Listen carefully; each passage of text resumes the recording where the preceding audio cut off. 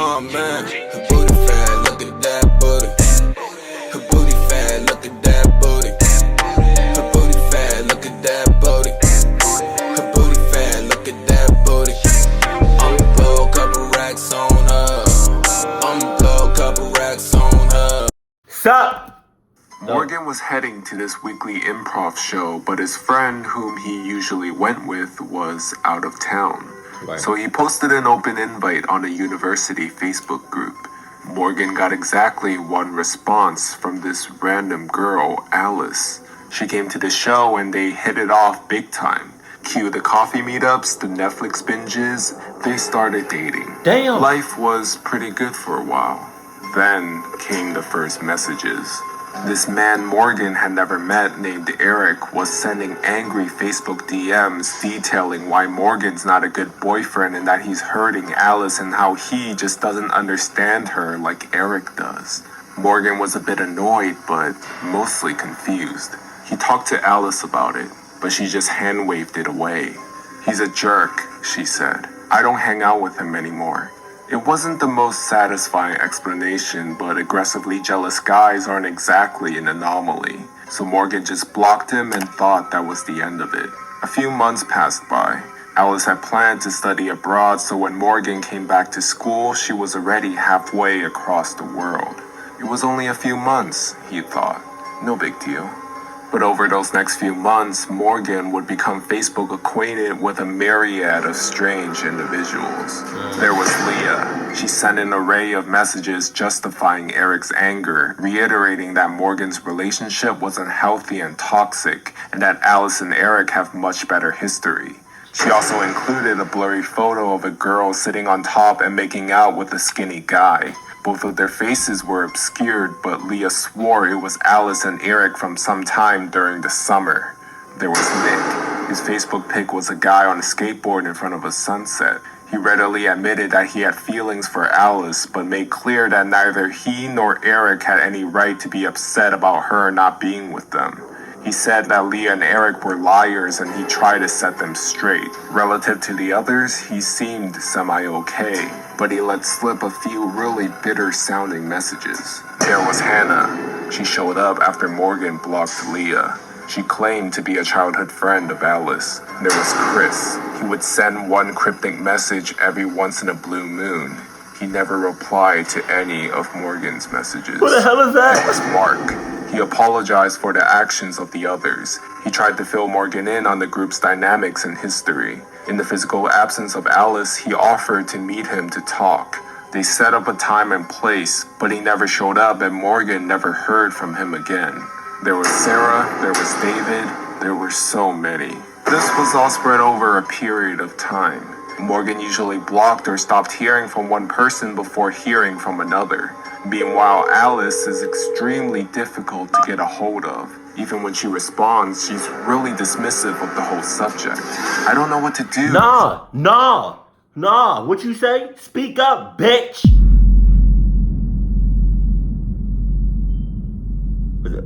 Was that a little bit too over the top? Was that extra? I think it was. But a lot of shit not making it. What? Run it back. But a lot of shit not making sense, Alice. Huh? Some not adding up. A lot of things are not adding up, Alice. So speak the fuck up, Alice. Say something. Say something. Oh.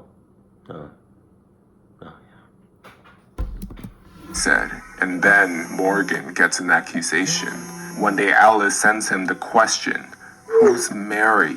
Morgan tells her the truth, that he doesn't know who Mary is. She sends screenshots of texts she received from an unknown number. In them, the sender wrote that her name is Mary and that she's in love with Morgan. He told me he loved me, Mary wrote. He slept with me and now he has not called me back. Jesus. He started to get texts from Mary. She asked why he hadn't called her, if he meant what he said. Am I the only person that thinks about this? When you know somebody has a name Mary? Am I the only person that thinks, of the song. You already know. Y'all probably already know where I'm going with this. Mary had a little lamb, a little lamb, a little lamb. Mary had a little lamb who's... I really forgot the rest of that song. Y'all know what I mean. Said she had seen Morgan on campus, here, there, at this event, at this particular time. Damn. And every time she would say a location, he realized that he had actually been at that place at that time. Was he being stalked? Yeah. Morgan started looking over his shoulder. He didn't know what to do.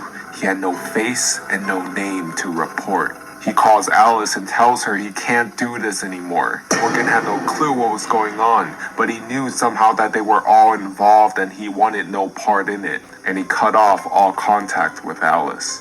Then all of a sudden, everything, the messages, the texts, they all stopped. Okay. A friend of Morgan realized something soon after. Barely any of Alice's friends had their faces on Facebook. Eric's pic was some photo of a Tumblr blog full of cute nerds. The photo of Chris was an obscure photo of Justin Bieber. The photo of Nick, the skateboarder, was a stock photo. Hannah's photo was art from a book ad. Damn. David was apparently a Korean pop singer, and they also noticed something else. All of their photos were created around the same time he met Alice. To this day, Morgan doesn't understand it. Fast forward 2 years, he gets a text from an unknown number. The number looks familiar, he thinks to himself. And then he realized it's Alice. Don't answer The that. text consists of one word. Sorry, Alice. Let's not meet again. You fucked that chance up, Alice. Are you telling me right now Alice is the one that made all of those accounts? Are you serious? Jesus! If that's the case, there really are crazy people out here. You know, at a point in this video, because I'm not even gonna lie, I'm not even gonna front. Because at a certain point in this video, that Stephen D, the narrator, kept saying names, or like, yeah, he kept saying names, like new names, right, of people. Because it takes me a minute to process what the hell is going on in certain situations, I got lost at some point. And I was really about to stop the video because I didn't really know what was going on. Thank God I didn't, right? But earlier in the video, when homie kept saying names and then adding new names, I got so lost. But I tried really hard to focus. I mean, I did focus, but it was just hard as hell for me to focus because it was just names throwing out. It was so many names. I got so confused, bro. Oh damn! But then I realized Alice was the one that made all of those accounts. Jesus. I hate liars. I hate liars. Just tell me straight up. Be blunt with it. You know? Be straightforward. Like, tell me what it is. You know? Like, you know, if you know, me and Shorty, if we about to have, you know, if we about to have sex, we about to, you know, if we about to, yeah, you feel me? Tell me right now if you got something. Tell me right now if you got something. Obviously, I'm going to wrap it up, but I'm just saying, I don't feel, after wrapping it up, I don't feel comfortable going inside of you knowing that you got all kinds of diseases. Nope. Because, you know, shit not perfect. Condoms are not perfect. You know, like, you know, condoms break. And with my luck, my shit gonna break. And I'm already inside of you. And boom, I got all of your diseases that you got. That's disgusting. That's disgusting. Kill yourself. Wow. That was kind of deep. That was kind of dark. I'm sorry. I'm just saying. Like, tell me straight up. Like, tell me straight. Like, hey, like, if you got hurts, right? And we kissing, and you tell me after we did a long ass making out session, and a couple of days go by, and I got some shit on my lip, oh, I'm going straight for your ankles and your kneecaps. Best believe that shit. Keep it cool, keep it classy, and I love you. Stay happy, my family.